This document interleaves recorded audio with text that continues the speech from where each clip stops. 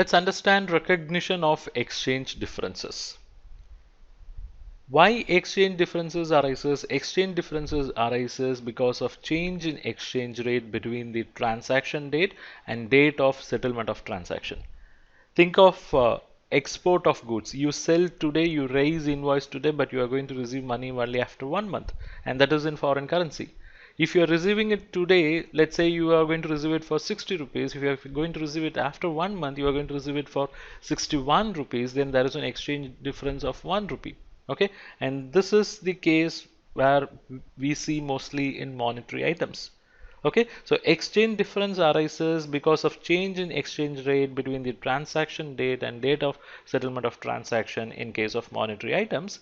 And if both are happening within an accounting period, that is a transaction date and settlement of transaction, if both are within an same accounting period, then exchange difference will be recognized in that accounting period only.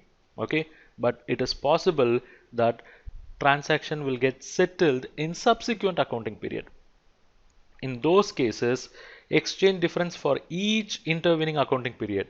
Why I'm saying intervening accounting period? Because it is getting settled in next accounting period, but in between you have balance sheet date. So there is a transaction date, you also have a balance sheet date. Now between these two dates there is going to be a difference, and this will be determined by change in exchange rates during that period. And from balance sheet date to date of settlement of transaction, again there is going to be a difference, and it will be decided or determined by change in exchange rates during that period.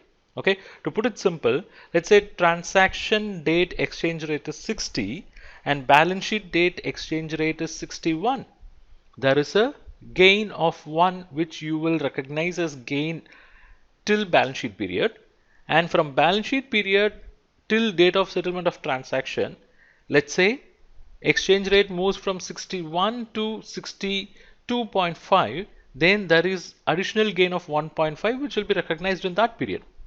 But situation can also reverse, because I said 60 is moving to 61 and 61 is moving to 62.5. But think of a scenario where 61, instead of moving to 62.5, it has gone down to 60.5.